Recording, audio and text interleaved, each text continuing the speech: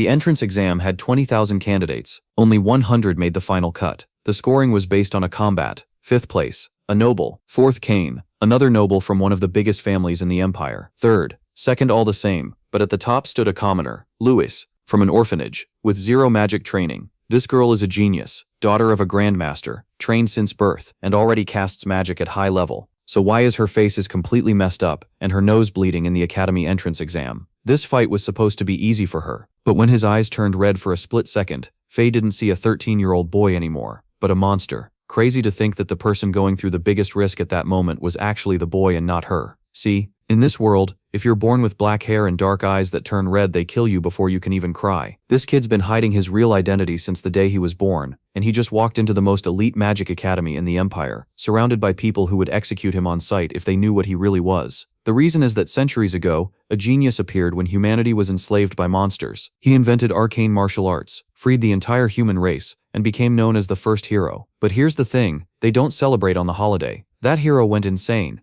A curse consumed his mind, and he committed sins so unforgivable that they erased him from history entirely. Ever since then, anyone born with his features, black hair, dark eyes, gets killed at birth. Louis's adoptive mother told him to dye his hair. That's the only reason he's still breathing. But hair dye doesn't fix what's inside him. The last person who carried this power freed all of humanity, and then became the most dangerous thing it ever faced. And this kid just unlocked it in a sparring match. He wasn't even supposed to win. But rewind for a second, because in his previous life, this kid couldn't even stand up. He was sick his whole life, couldn't fight, couldn't train, couldn't do anything his body wouldn't let him. But he never let go of the obsession. He spent years studying combat. He literally got a PhD in martial arts science. Then someone stole his research, and his own parents abandoned him, called him a useless leech. He wanted a second chance, so badly that the universe actually gave him one. He woke up in a world where everything he studied in theory, he could finally do for real. Every dodge, every counter, every calculation he makes in a fight, that's not talent. That's a lifetime of obsession, finally getting a body that works. And now he's standing at the entrance of the most elite academy in the empire. 20,000 candidates. Only 20 spots. Every noble in that building wants him gone. If they find out his hair color, he gets killed. The curse inside him could wake up at any moment. And this kid? He promised his mom he'd buy her that orphanage. This is where everything starts. The nun asks if he brought all the required documents. She's freaking out because she heard some applicants actually die during the tests. The dad, on the other hand, isn't that worried? Because worst case, he just won't pull out and he'll make another kid. That's the only academy in the northern region of the empire where commoners are even allowed to take the exams. Founded by the Candria family, it's one of the best in this whole quadrant of the galaxy. Only a few privileged people get taught magic there, and they're trained by the best. Most of the famous mages who came from poor families graduated from that place, and the dad thinks it's the perfect environment for his son to learn too. Louis says Julian's right. He wants to become a Grand Master, get strong as a tractor, and be able to buy the church's orphanage. The nun is happy about how selfless the kid is, and besides, the academy will probably rein in Louis's hot-headed personality. He's grateful to his mom, since he's only alive because of her. Like any good isekai, in his past life he wanted to be a fighter, but he was just a sickly kid. He never lost his passion for weird acrobatics and techniques that only work in movies. He took it so seriously he even got a PhD in it. But some jealous guy stole his research, and our boy couldn't do anything about it. Then his parents abandoned him, since they never liked that useless leech anyway. He wanted a second chance at life so badly that it actually happened. At first, his hair color and eye color weirded everyone out. Even so, the nun decided to adopt him. She had free time and not many problems in her life. Louis got his precious family, alongside Julian and the nun, who are probably a couple, on the down low. The problem is, they're commoners, and commoners get humiliated. Some mouthy jerk says it's way too bold for a commoner to dream of becoming a Grand Master. He should just accept his shitty life. The asshole purposely shoves the protagonist's mom, just for the fun of humiliating a poor person. Our boy immediately feels this massive urge to commit a crime rushing through his veins. But Julian reminds him he needs to focus on the exam, and the nun says he promised to stay out of trouble. So Louis apologizes, because yeah, he really almost committed a crime. Now the bullies have to leave, since they pulled that humiliation hoping they'd get a beat down.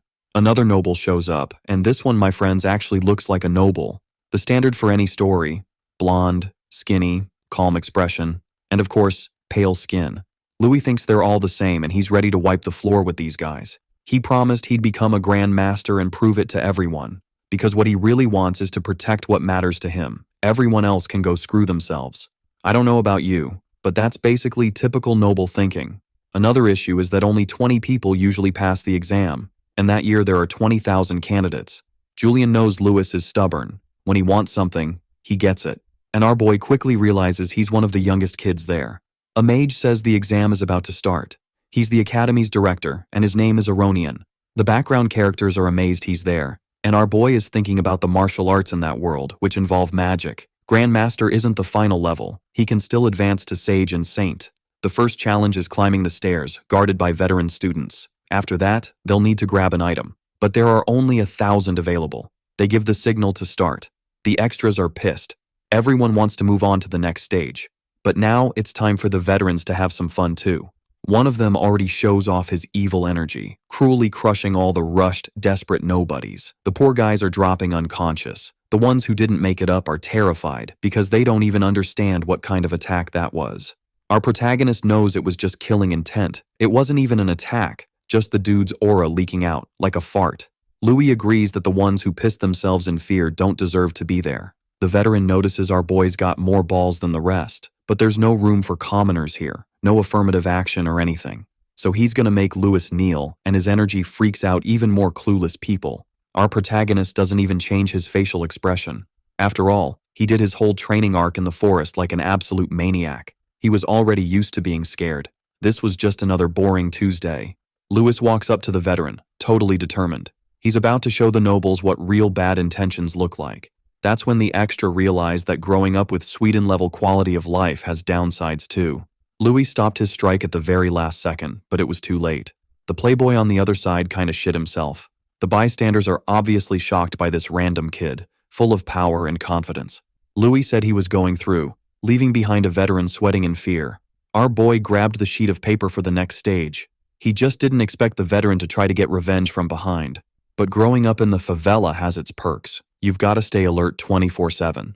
Louis clapped back immediately, which only made the playboy even more humiliated, since he was getting outclassed by some poor kid, half-fed and with zero social investment. The director stepped in too and told the playboy our boy passed the first exam, and that all candidates are treated the same, because monsters don't care about status. Everyone's made of meat. After the scolding, the playboy apologized. Our protagonist also drew attention because of his hair color, and the director said it was kinda concerning. After all, only Kakashi can have gray hair without it being weird. Louis, of course, played dumb, saying he didn't get the comment. The director said that if he gets admitted, he'll make a special potion so the kid can hide those exotic traits.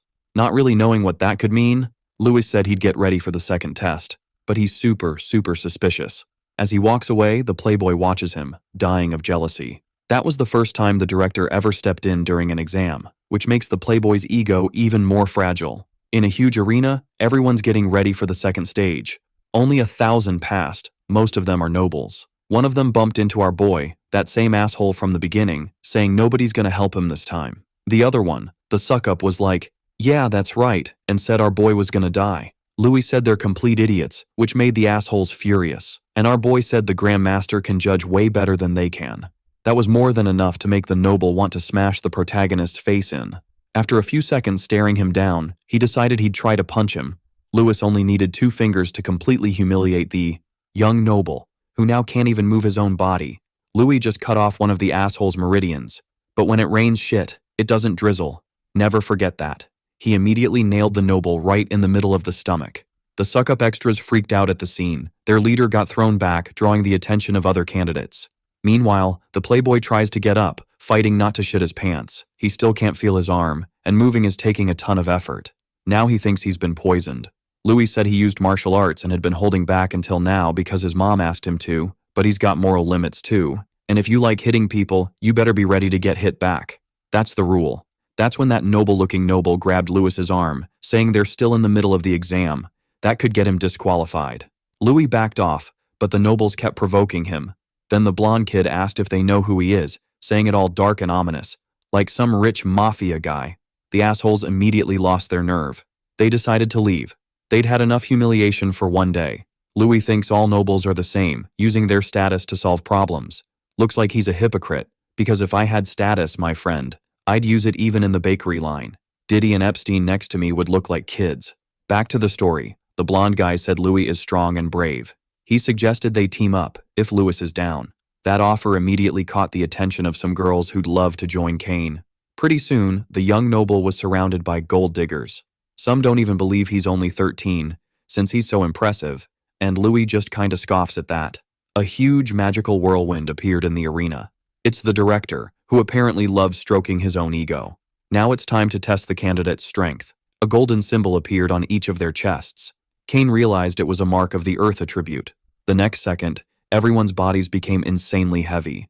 And while they're dealing with that heavy load, they still have to walk all the way to the arena. Some of them can't even stand up.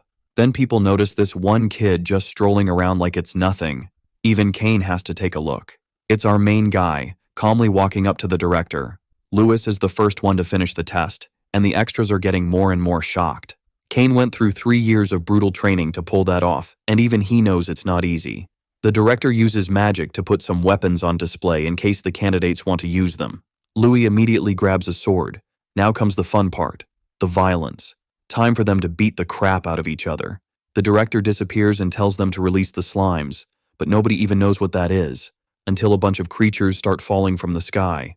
Blocking an attack is worth 1 point, dodging is 2, defeating 1 is 5. Your score decides your rank. Only 100 move on to the next stage. One of the extras thinks the slimes are super dumb, so he charges in trying to rack up points. But the slime isn't just going to sit there and die, it charges back. The hit is so brutal the guy loses a bunch of teeth, and the slime uses the momentum to change direction and go after its next victim. While everyone's freaking out, even more creatures show up. This is definitely a blast for the examiners. One teacher says that this year they've got kids from the Aranka and Durahan families. They're probably about to set a new record. The professor with glasses says there are some interesting commoners this year too, like our boy. They're hoping he shows something even cooler. And the professor notices that so far, Louis hasn't taken a single step. Seriously, these extras never stop talking nonsense. They're saying the commoner got scared. A creature heads straight for Louis, full of rage. Our boy dodges it super easily. The slime still hits other extras. They weren't so lucky. Nobody can figure out how he did that. The creatures are getting bolder, attacking more and more. Louis can feel several of them closing in. One jealous guy is already hoping something really nasty happens to him. With his eyes closed, we get pulled into a flashback. He asked his buddies to throw rocks at him. Being reasonable, they said that could be really dangerous. Louis says it's fine. There's something he needs to test. Nervous as hell, the boys decide to go along with this lunatic. In his past life, Louis came up with a theory and trained his brain to react instantly. That way, in theory, he could dodge any attack. Processing everything, Louis starts dodging every single rock. His friends think it's insane and ask how he's doing it. Louis says the technique is called battle void calculation, a technique that predicts what's going to happen. The slimes keep coming, totally determined. Our boy is doing the math. He's basically a physics genius, dodging every creature. Now that he's got some points, it's time to see if this sword actually works. With 1 slash, 4 creatures get deleted from existence. Kane and the teachers are impressed. Now Kane is 100% sure he needs to befriend this martial artist. Louis senses another creature coming. Just as he's about to score the points for it, Kane jumps in at the last second. Our protagonist doesn't like that, but Kane completely ignores the complaint. He didn't steal anything from him. He throws the slime's carcass at a few extras and says he stole from them. Now he wants to know if our protagonist will help him steal even more points. Kane says he plans to be near the top and suggests a competition with our protagonist to see who can get more points. Louis actually likes the sudden confidence and accepts. The loser has to obey the winner. Kane has zero problem with that. That asshole noble is furious. They're there to sabotage our protagonist, so it's time to put the plan into action. The jerk takes advantage of the chaos with one of the slimes. Our protagonist manages to kill the creature, but he doesn't see that. Right behind it, a bunch of arrows are coming too. There's a huge impact, and the asshole thinks he finally got our boy. But then he's shocked by what he sees. Louis catches the arrows with his bare hand, leaving the jealous idiots completely speechless. Kane gets worried, realizing those assholes are fighting dirty. Even angrier, the assholes decide to fire again, and one of them is going to use his secret technique, duplicating the arrow. Kane slices all of them out of the air, but he doesn't notice the hidden trick. He's about to get taken out in a brutal way, and a huge amount of blood flew through the air. Our boy defended this noble, but ended up getting hurt in the process. That made Kane really worried, and Louis knows he's the target of those idiots. The teachers saw that cheap shot. One of them even thought about getting rid of those assholes. The headmaster said it wasn't necessary, since those assholes are so bad they'll get themselves eliminated naturally. Switching his sword stance, Lewis asked Kane if he knows baseball.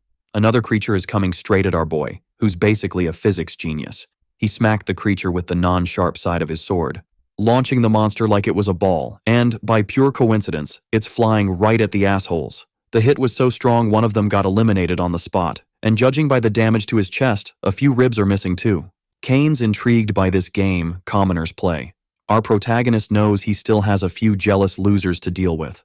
Lewis figured out his next target, and threw a creature right at him. The impact right to the idiot's face was perfect. He goes flying out of the arena. No teeth and no spot. Only one left now. And the young asshole is terrified. He tells the commoner not to mess with him or the upperclassman will get revenge. Kane stuck his foot in the guy's path so he'd trip right out of the arena. He took the chance to thank Lewis for saving him from that arrow. And now the two of them are starting to build a real friendship. Kane asks if our boy knows the other noble families and says he's from House Aranka. Big families have produced great masters over the years and they've got a lot of influence. Louis realizes there must be all kinds of nobles in this land. They keep taking down monsters, which makes the background extras even more nervous, because the available points are running out. Blinded by reckless rage, they decide to focus on the only commoner, saying Master Kane is being attacked, so it's time to help him. Kane this time is ready to use his own sword. He's not going to be careless. Some girls who are definitely main cast material just got introduced. It's time to go after the nobles who looked down on their friend Miliana for being poor. Louis is getting targeted by a bunch of attacks, and if he keeps scoring, it's only going to get worse. That's when he spotted the staff girl, and the redhead, who's just as violent. A guy with a seriously sketchy vibe liked what he saw. He carries a giant hammer and loves punching people, because it's way more fun than fighting slimes. He started swinging the hammer like a helicopter rotor, ready to wipe out anyone who got too close. And that's exactly what he does now, taking out a bunch of assholes in the process. One of the teachers is worried about it, but the headmaster loves it. He loves watching kids fight. The teacher next to him says it'll be a problem if all the nobles get eliminated. The headmaster says the academy has its own rules. Public opinion doesn't matter. That's when he appeared in the middle of the arena to end the second exam. Time to announce the individual scores. Finally, the extra weight on each of them disappeared. Anyone who got hurt is being treated with healing potions. Lewis is really impressed by that mysterious power, and besides being poor, he realizes it's crazy expensive. 3 silver coins. Kane tells our boy to relax. Even though he's a noble, he promises he won't be an asshole to him. Finally, the results are announced to everyone. But our boy's name doesn't show up. The extras think it's insane, and the headmaster says the top 5 beat every previous record. In 5th place is that blue-haired girl. Right after her is the blonde noble, Kane. Above him is the redhead from the Durahan family. Our protagonist starts getting really nervous, since his name still hasn't been called, until his score gets announced, 887 points, 2nd place, leaving everyone completely stunned. Kane admits he lost the bet and asks what he has to do. Louis says they'll decide later. Above our boy is someone with 888 points, Neil, that weird red-haired guy, who's already super interested in this year's competition. The extras are shocked by how big he is. Plus, he's a commoner. The one who didn't like it was the girl from the Durahan family, who wanted to be the best in the competition. The veteran nobles feel insulted, since the younger ones lost to commoners. That's never happened in the Academy's history, and both commoners came from orphanages. But they're funded by the Academy.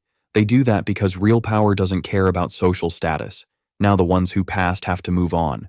Kane wants to know who the strongest commoner is, but our boy isn't interested in that. The final exam is going to happen in a forest. It's a survival test, and also a battle royale. Badges were handed out to each candidate, and they'll be dropped somewhere in that forest. The goal is to collect badges. Any method is allowed. If you lose your own badge, you're out. Only the last 10 survivors pass. Kane doesn't want to split up from the protagonist now. He tells his new friend to be careful. Lewis now gets why the last exam's results were done that way, to leave that uncomfortable vibe hanging in the air. The headmaster is way too excited, ready to watch those kids beat the hell out of each other. Lewis walks calmly through the forest, determined to win. He ends up running into one of the nobles, who wants revenge for his social class. Before long, our boy realizes he's surrounded. Some assholes are even hiding up in the trees. Lewis figures out his location was leaked by the event organizers themselves. The first nobody rushes in, but can't land a hit. The others are itching to humiliate our boy too, since they can't hit him either. The arrows flying in get blocked as well. Now Lewis is getting pressured from all sides by these worms. Once again, he feels that weird, mysterious energy in the air. He has to defend against that attack really carefully. Because he got distracted, he almost gets skewered by one of the idiots. And now the guy won't stop whining, saying the protagonist keeps running away. Lewis realizes he can't predict the trajectory of the magic, so he's going to use the enemy's strength against them. The nobodies go back on the offensive. Lewis was waiting for exactly that. He dodges the first attack and throws his opponent off balance using just the tip of his sword. The axe goes flying and ends up smashing into another asshole. Yeah, that guy's definitely going blind after that. The one hiding in the trees attacks again. Lewis saw it coming and blocks using one of the extras as a human shield and uses the chance to grab the spear the guy was carrying. Then he hurls it straight at the archer. After that, our boy makes every one of those worms meet his sword, picking up a bunch of badges in the process. Even after getting beaten, one of the nobles screams, furious, telling everyone to attack again. To his surprise, a mysterious person takes position up in the tree. Kane shows up to help the protagonist. The other nobles freak out, since Kane also had to fight his way through a bunch of enemies. After taking them all down, Kane uses some interrogation to get info, so that's why he decided to help. Since that loudmouth extra won't shut up, Kane throws a crossbow right at his face. Lewis is glad his new friend is okay. Kane says they're just low-level nobles who only recently learned magic, nothing to worry about. After handing some badges to the protagonist, he says this could get messy and they should team up. Lewis turns him down and a girl steps out of the shadows saying she agrees. Because she's super proud, she asks the protagonist to fight her. Kane says the girl, Faye, is the daughter of a grandmaster. Lewis asks if the two of them are friends, and Kane looks visibly offended by that. Kane admits he fought her once and was careless, and the protagonist realizes Kane lost. Faye tells them to stop flirting and start fighting. Kane says she can use magic and is already at apprentice level, so it'd be better to just ignore her. Totally furious, she calls them cowards. But the protagonist accepts her challenge. He's been wanting to see if these noble families are actually that strong. Faye says she'll be fair and won't use magic. Without hesitating, she attacks. Her spear looks like it goes straight through the boy's body, but actually, he stops it with one of his arms. To pull her weapon back, Faye spins the spear all the way around, and she keeps pressuring the protagonist like a maniac, ready to end his life in just a few hits. Her strikes are strong enough to tear up the ground. The Proctor teachers watch it all. The Durahan family's spear techniques are insane, and the commoner is clearly skilled too, but they don't believe our boy can win. They decide to ask the headmaster what he thinks. He agrees Lewis is probably going to lose, even though he likes him. The fight is a clash of bodies and willpower, and that girl is seriously determined. So far, Louis has managed to dodge every single one of her blows, which just makes her even angrier. Right then, our main guy managed to spot some miracle equation from modern physics. He used that tiny opening to go on the offensive too. Faye had to change her grip, otherwise she wouldn't be able to clap anymore. Our protagonist had to dodge the next attack as well. Now that they've paused for a second, Faye's impressed by how well he keeps avoiding her. Lewis tells her it's not that hard, which just makes the girl even more determined. She's going to use her Holy Spear technique on him, but she didn't count on the protagonist being good at calculations. He knows that weapons range is a real problem, but there are a bunch of totally deadly flaws in that technique. The biggest weak spot is close-range fighting. If our boy can get in fast, he can block the attacks easily. Faye already figured out his plan. She knocks his sword aside and basically proves it won't work. Louis gets a little freaked out by that, and the girl says her spear technique has no flaws, turning into a whirlwind of blades. The teachers are impressed, because even her dad took a long time to learn that technique. There won't be anything left of the commoner.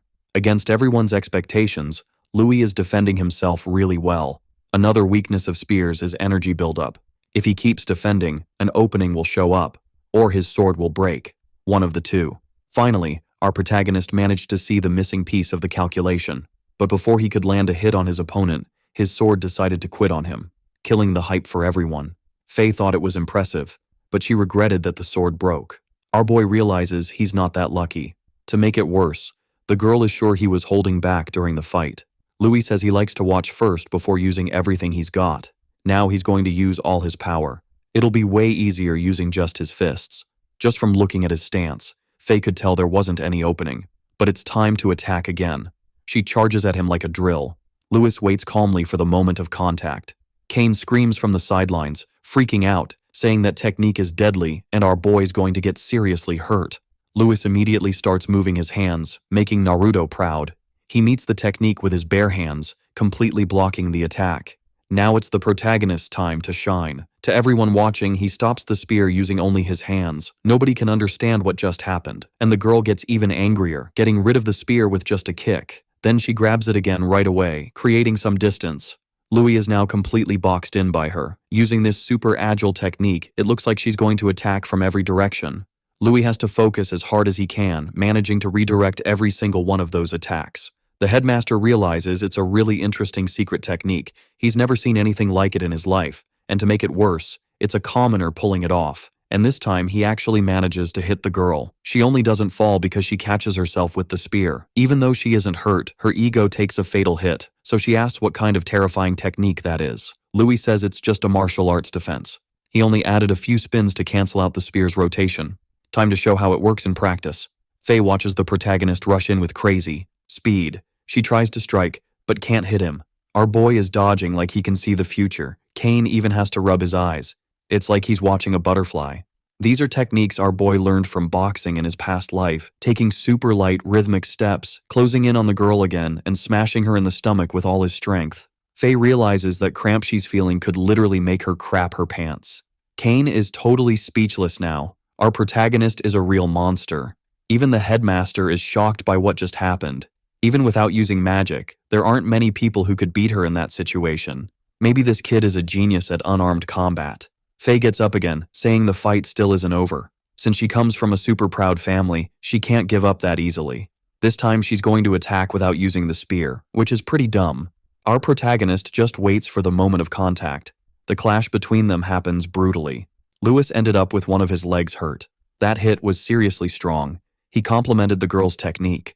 Faye said she doesn't only know how to use a spear. Then she threw a totally overwhelming technique at our boy. But Louis was already ready to take it head on. The two of them were trading blows like they were in Saint Seiya. Louis loves the feeling of fighting someone truly powerful. It's what he's dreamed about his whole life. The more he wants it, the more his heart starts burning, until his eyes turned red, and this dark energy showed up behind him. Faye has no idea what's happening because it feels like she just saw a demon. Her whole body freezes up from fear, and then she gets hit by the protagonist, clean, dead on. That freaks the director out pretty badly. Faye goes flying so far that some other background students notice. They didn't expect some random commoner to be able to do that. One of them suddenly gets a brutal headache. For no reason, the guy just throws up from how sick he feels. He also felt that weird, super scary sensation.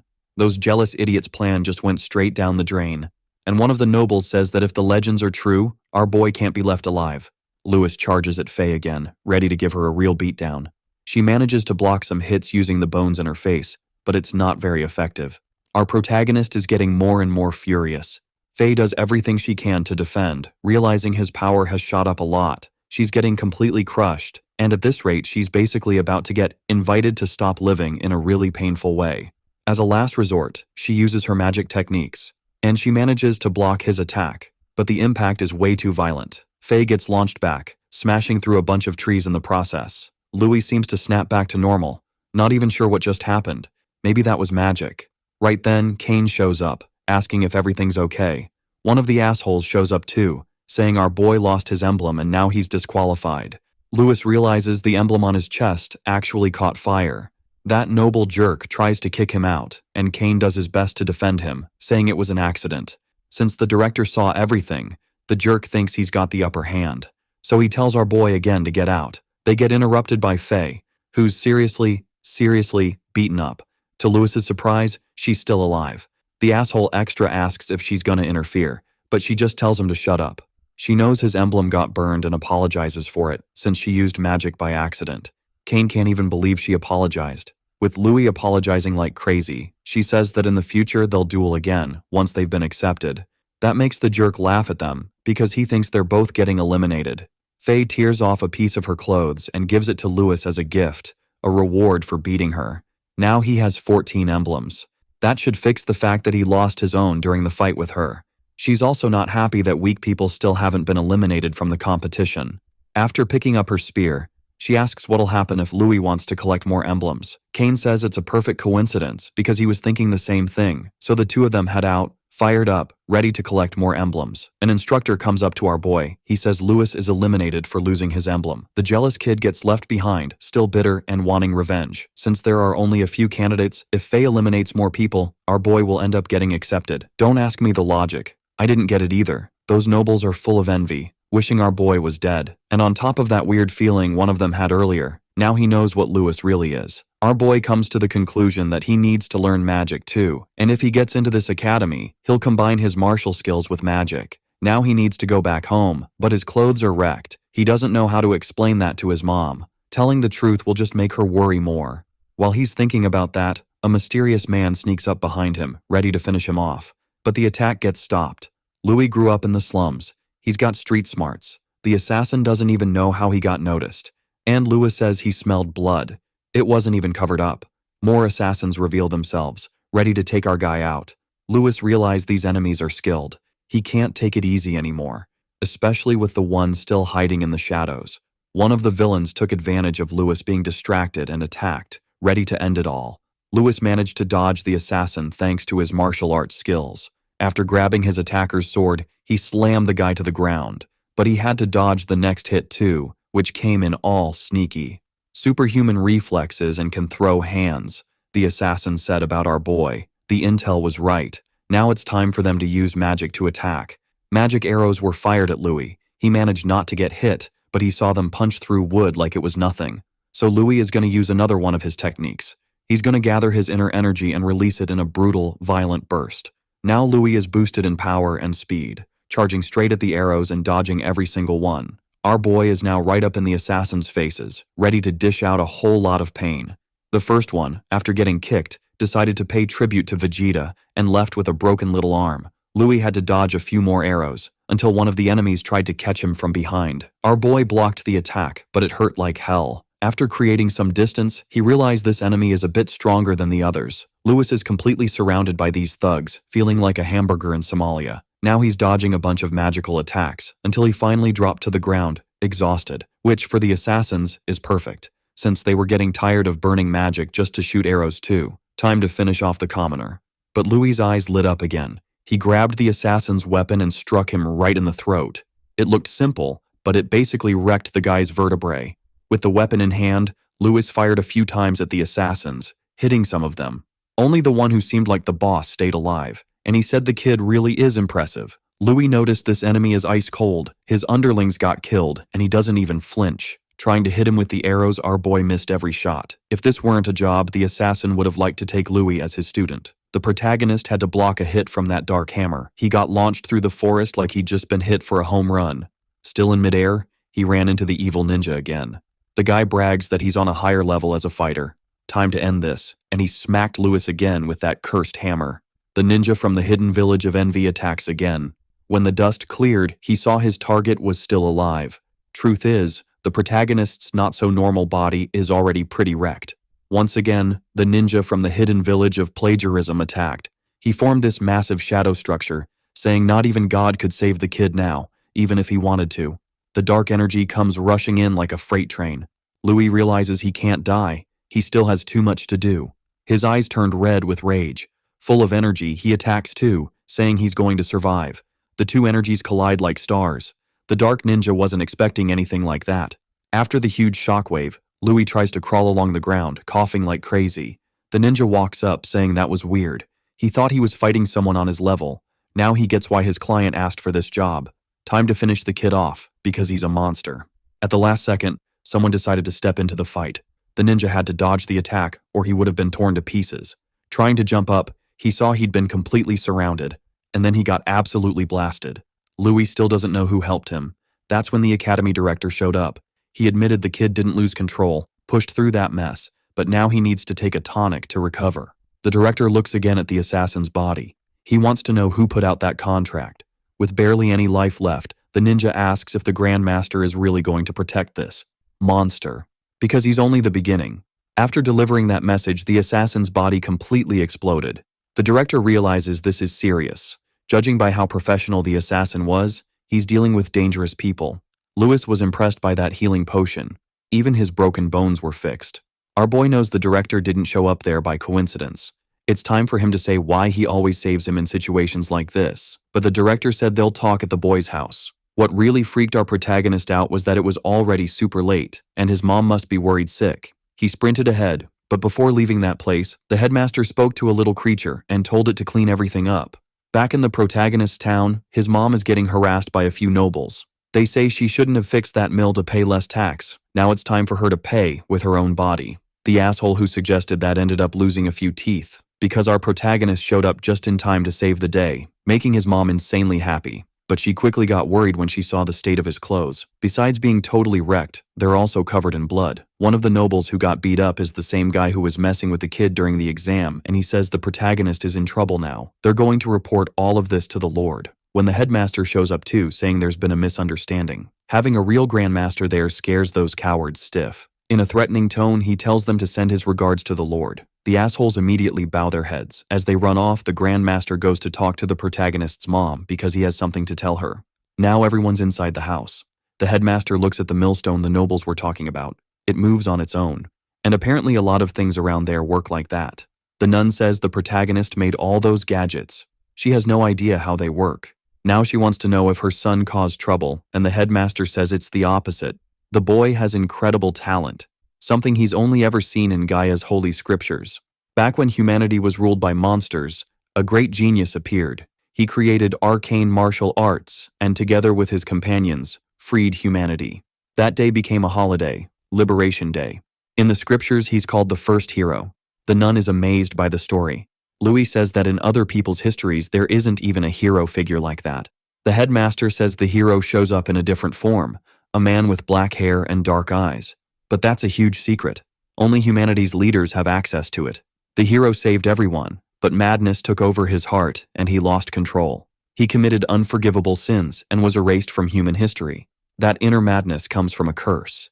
Now the protagonist is wondering if he carries it too. That's why people with black hair and dark eyes are killed at birth. The protagonist isn't going to hide who he is just by dyeing his hair. His mom is really shaken by that. She was the one who told him to do it, and she says her son is a good person. Louis tells her to calm down. If the headmaster wanted to get rid of him, he could have done it plenty of times already. The Grand Mage is shocked by how wise the kid is, and that he managed to control that inner madness too. He says the boy has what it takes to become a new hero. Even if the world looks peaceful, a huge darkness is always lurking. The headmaster used to think the legends were nonsense, but now he wants to guide the protagonist down the right path, to save humanity. Thanks to Faye and Kane's efforts, a lot of candidates were eliminated. In other words, the kid passed, and the headmaster wants to know if the protagonist wants to become his personal student. Louis likes that bet, and asks what happens if the kid loses control. In the blink of an eye, the headmaster slices the apple Louis is holding clean in half. He says that if the boy ever loses control, he'll also end his own existence. The next day, one of the protagonist's friends is shocked that he got an invitation from the headmaster. That's a massive honor. But the protagonist wants to know what the headmaster's connection is to that place's history and the so-called hero. Since the headmaster saw through his disguise immediately, Louis also asks why his mom had to hear all that. The headmaster says he did it to take the weight off all of them. The truth is, his family will be in danger once people learn the truth. It's time for the boy to get stronger. Those hardships were only the beginning. Louis agrees with all of it. The next day, a bunch of snot-nosed kids run up to Louis. The little girl doesn't like hearing that he's leaving the orphanage. But the boy promises he'll come back during breaks to visit everyone. And the girl makes him promise for real, with a pinky swear, until someone tells him a noble's butler is waiting for him. A huge carriage is parked outside. That's the Aranka family's butler, and the young master invited our boy to come see the mansion. After reading a letter, Louis realizes Kane wants to strengthen their friendship before classes start. So he accepts the invitation. They head to another city. Louis is blown away by how massive the place is. Kane is already outside, excited to welcome our fighter. He's really happy they're going to be classmates. Louis admits he only passed because of Kane, so he's grateful.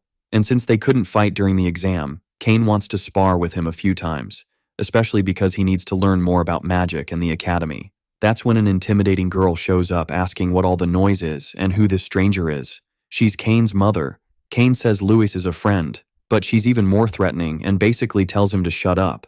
She says Kane should choose his friends carefully. Aranka House isn't a place just anyone should walk into. A commoner isn't worthy of it. It's a waste of time. Then she asks Louis why he got close to her son and if he's trying to get money or power through him. She throws a ring at the boy, saying it's enough money for him to live off for the rest of his life. Now he should leave. She says it like she's totally sure of herself. Kane is completely embarrassed, not understanding why his mom would do that. But Louis stays polite, bows, and says he became friends with Kane because he recognized Kane's skill. Then he picks up the ring from the floor and asks if she really thinks Kane is worth that little. Annoyed, she orders the guards to throw the commoner out. Kane tries to stop them and says his friend is more talented than he is, and that he broke all the exam records. But his mom is stubborn and thinks she's just hearing lies. Louis says that if he stays close, Kane can become even stronger. That makes the witch lose it, until the alpha of the house walks in. He hears the part about his son getting stronger, and that catches his interest. Just seeing William makes the woman change her tone immediately. She walks up to him trying to explain herself, but he completely ignores her. Kane bows to his father respectfully. Louis introduces himself too, and feels an aura just as intense as the headmaster's. William asks if what Louis said is true, and the boy confirms it. Now it's time to prove it. William releases his energy at full force. Louis feels a terrifying, overwhelming killing intent. He can barely breathe. Then he realizes it doesn't feel like intent anymore. It feels way too real. Louis feels like his chest just got pierced by a cannonball. It's a horrifying force of will, and Louis feels like his soul is being torn apart. But that's what you'd expect from a grandmaster. Thanks to the training he's done over the last few years, he manages to block that malicious pressure. Now our boy starts gathering all his power. It begins to flare up around his body, and William is visibly impressed, because what he's seeing is the will of that little commoner, fighting head-on against the will of the lord of the house. Their power crashes together like two furious beasts, until it finally ends, and our protagonist drops to his knees. Kane rushes to help him, both of them breathing hard. More and more interested in this commoner, the family head asks why he wants to become stronger. Louis says he wants to protect the people he loves. Leaving the boys behind, William says his son's willpower is weak, and it's time for him to learn from this commoner, which completely humiliates Kane's mother. William asks if she has anything to say, but she stays totally silent. With things settled, Kane calls Louis over to the training field. They've got a full setup there. Kane apologizes for what happened. Louis lets it go too, making it clear the worst part was dealing with Kane's dad. Kane says his father is someone who values merit above everything. Louis would be a much better son to him. But Louis knows he was only tested because of Kane. That's also a way of showing affection. Kane thinks hard about that. He's barely ever left the mansion, even as a kid. His memories are simple. Train, eat, sleep. His father always wanted him to become a great sage, like his grandfather once was. Even without really understanding it, the kid kept doing it, because he wanted his own dad to finally acknowledge him. Kane feels like he's living in a huge prison since. Everything needs a guard watching over it, and he's also surrounded by a bunch of suck-ups. What he wanted most was a normal life, free to fly, like a bird. But sadly, that's not the life he gets, since strength is everything in this world. He doesn't even want to keep getting stronger, but every time he swings his sword, Kane gets a little closer to breaking all those chains. His father graduated from the academy too.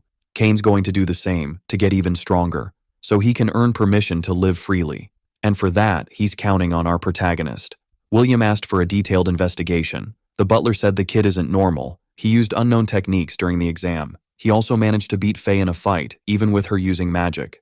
On top of that, the director clearly likes him a lot. He even fought off assassins to protect him. William realizes this kid is surrounded by trouble, and the butler asks him why he allowed it. But William's only thinking about one thing: how much his son could grow by being around that kid. Right now, Kane is pushing himself even harder. William admits his son might actually be better than him at judging people. The patriarch says this while watching the fight. Louis almost crushed his new friend's face, but he still had to dodge a sword strike. That strike was sped up with magic. Still, it was way too easy to read. Kane didn't expect to get shut down like that. Now he gets why Faye lost too. After taking the boy's sword, Louis asked if Kane doesn't feel like something's missing from that fighting style. Kane said he learned secret techniques passed down through generations in his family. Our protagonist told him there's another way. That threw the kid into a full-on crisis. Louis put away the sword they'd been using. Then he pulled out a small dagger and asked if Kane really wants to surpass his father. William is watching more and more closely. The two young guys decided to attack him without warning. In martial arts, speed is the most absolute weapon there is. It's not just about moving fast. It's reaction time too, and decision-making. And Kane's speed matches the wind attribute really well, and thrusting attacks are hard to master. Just because his grandpa did it doesn't mean he should copy it. William became a top-tier master because of that, for fuck's sake. Our protagonist just told him the truth. If Kane wants to be stronger, he needs to adapt more. Louis asked if he's ready for that. Kane said he's not like those other nobles, arrogant and lazy. He'll do whatever it takes to be free. Louis said the secret is footwork. Hit and get out. It's time to show his father the skill and determination Kane's got. So the two of them decided to attack. Kane speeds up his movement with wind magic. The butler is worried, but William signals that it's fine. He dodges the kid's strike, and he's already ready to do the same with Lewis. Daggers are fast weapons and super flexible. Using his movement, Louis tries to circle his target. William is actually a little impressed, but he keeps dodging without much effort. Kane closes in again with his wind magic. Now both of them are trying to hit the same target. Kane is amazed at how light his movements feel. With the daggers, his body feels weightless. It's almost like he's a bird too. He loves the feeling and picks it up fast. William can tell things are getting intense. He almost gets caught off guard by Kane and his new skill. But the moment they get too close, he releases this nasty, sinister pressure. He asks if Kane is really throwing away the family techniques just to prove his willpower. That's a naive strategy. After getting pushed back, the boys rush in again, trying to box William in for the next attack, but nothing they try seems to work. William asks if that's all they've got, and he almost manages to hold his son back with one hand. Now he decides to go on the offensive, ready to end this. Kane remembers Lewis's advice. Running away isn't always weakness, it's strategy. And when he stops running, he surprises his father with an attack. Kane shoots past him with his wind technique. With Lewis at his side, he's ready to strike again. Now William is cornered. Earlier, Lewis talked about a quick switch strategy. Changing the weapon in your hand can be really unpredictable. And you can do it with fast movement too, to throw your opponent off.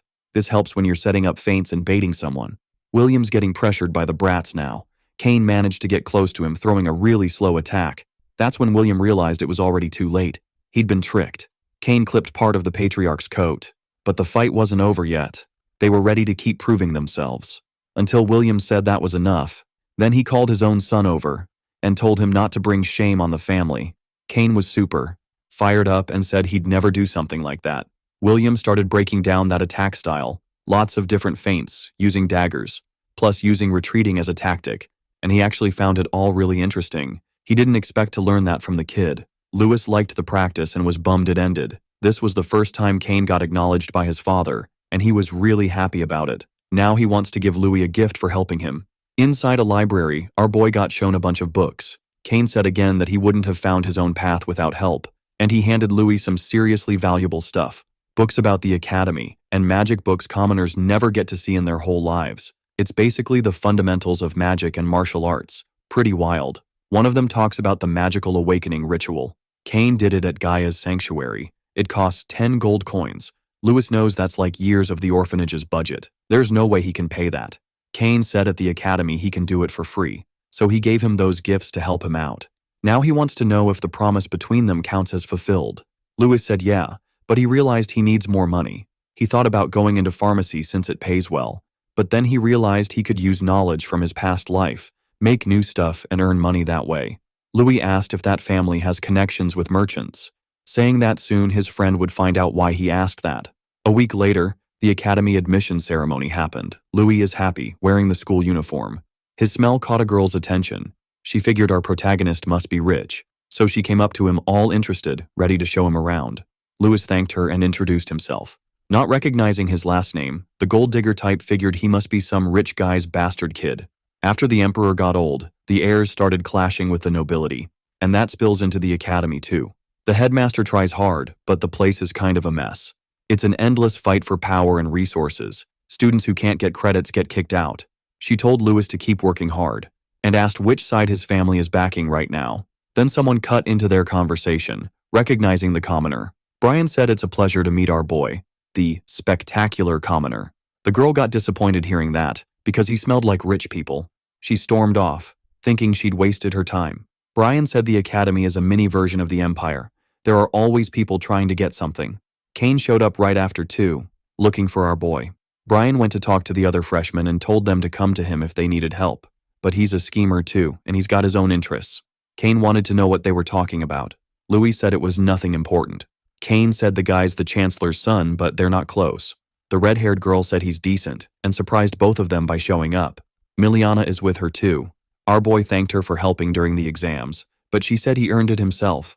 Still, next time, she'll be the one winning. Kane clearly doesn't like her. He always feels challenged by her.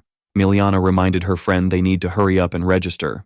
Then Kane handed Louis a pretty full bag, his share. He followed our boy's instructions, and they made some perfumes. Kane doesn't know if it'll actually make money, but our protagonist is confident. Since they sold well and were pricey, Kane wants to give one to his mom as a gift. That's a secret between them. Now it's time to focus on the academy. Louis got a credit card, and the instructor told him he hopes Louis becomes a great master someday. Some background students don't like having a commoner there. They heard about Sheath getting expelled, the guy who paid assassins to take Louis out. That asshole has an older brother named Jess, and that idiot already has his eye on our protagonist. Jess thinks it's going to be really fun. He's going to make our boy slowly lose his mind. In a big hall, the new students were welcomed by the headmaster, and now we see it was all a lie. There are way more students here than the number who actually passed. They're supposed to feel proud to be there. This is the start of their lives. They need to keep pushing themselves to become stronger and more talented. Now it's time for the freshman rep to give a speech. Neil. The buff guy walks in, naked. Nobody was expecting the size of that commoner. One of the teachers got pissed, but the headmaster held him back. Neil tells everyone to listen up. His goal is to beat everyone, no exceptions. The students feel intimidated and furious. Neil keeps going, saying everyone's weak and he's the only strong one there. For the teachers, having to teach someone like him is going to be a problem. Neil says he's got a main target, and he throws his axe at him. It lands at the feet of someone very special. Our protagonist, obviously, who was not expecting all that attention. Neil says they're going to fight. Our boy looks like he took the bait. He actually wants to. Kane steps between them, saying the ceremony's still going. Neil asks if our boy is scared, just like the loudmouth standing next to him. A dog that only knows how to bark. Kane hated that. Unable to hold back his anger, he goes to punch that cocky extra. But our protagonist grabs his hand and tells his friend to calm down. Neil says he can take both of them at the same time, since they're cowards. Brian comes over too, knowing both of them are talented, and suggests they try to get along. Selfish guys like Neil can end up screwing themselves over in a place like this. The redhead just tells him to get lost. He's not interested in weaklings. Brian's offended too. And the other students want to see things get nasty, since Neil is just a commoner, nothing more. Kane says some people only learn the hard way. Neil's ready to throw down, but a teacher stops him. That place has rules for duels, and doing it like that isn't allowed. People who break the rules usually get expelled. Neil immediately calms down, since he doesn't want to get kicked out. He says the fight will have to wait a little longer, but he promises he'll meet Louis sooner or later. The teacher ends the ceremony. The rest of the day is free for the students. Our boy doesn't get why he got all that attention. Kane says it's all that annoying girl's fault. Faye gets mad at the comment. But honestly, it is her fault, because she fought him in the last exam. Time ran out, so it was a draw, but Neil heard the rumors about her losing to Louis. She's relieved a huge mess didn't break out right there. Kane tells them to get out of there now, because it looks like they've got everyone's eyes on them after what happened. At the academy shop, Louis realizes everything is crazy expensive. But the clerk says they've got cheap stuff too, like a pillow for 30 silver coins. But the more she shows him, the more awkward Louis feels. Kane insists it's all cheap, and that money and credit at that academy are a big deal. Louis buys the starter kit for 100 silver coins. Good thing he made a profit selling perfumes. The rest he's going to send to the orphanage. Since potions are essential for training, he needs to keep getting richer. The redheaded girl is leaving, but she knows that tomorrow will be Louis' awakening ceremony. All our boy can think about right now is making money. In the dorm, he's looking for his room and really hopes he doesn't have to share with some weirdo. He sees something going on in one of the rooms. Someone's throwing stuff out into the hallway. A bunch of jerks are arguing like crazy. In the middle of them is a young guy, totally silent. One of them grabs the kid by the collar, asking if he wants to fight. Then someone taps the jerk's arm with a fingertip. He feels something weird in his arm. Louis did that to warn him that fighting is forbidden there. Little by little, the jerks start backing off. But the guy who got stung in the arm is furious and ready to hit back. Our protagonist blocks, and he even makes the jerk accidentally hit one of his own buddies. Louis uses the moment to say he didn't hit anyone, and that he has witnesses. The jerks keep arguing because they can't even tell what just happened. Louis touches one of their legs, and the guy automatically kicks another one of the jerks. They're getting more and more confused. Our boy touches another jerk, who feels something strange all over his body. Not long after, they're all hurt, and completely confused. They're saying it's all our main guy's fault, but Louis said he didn't do anything and shouldn't be blamed for it. Then one of them decided to call Louis a monster, which made our boy furious. But right then, the gentle kid decided to actually do something. Louis realized he shouldn't do anything else. So he said that if those students needed to complain about something, they should go talk to the principal, together. The assholes changed their minds immediately and decided to run off. Louis introduced himself to his new roommate. The guy didn't say anything, but judging by the stuff he was carrying, his name must be Kara. Lewis was a little confused. Then the door got shut right in his face. That dude is really weird. He completely ignored Lewis. Even though it was the first day at the academy, it was way too intense. Out in the hallways, someone's plotting something dangerous and pretty suspicious. Our video ends here. If you liked it, leave your like. See you next time. Bye-bye.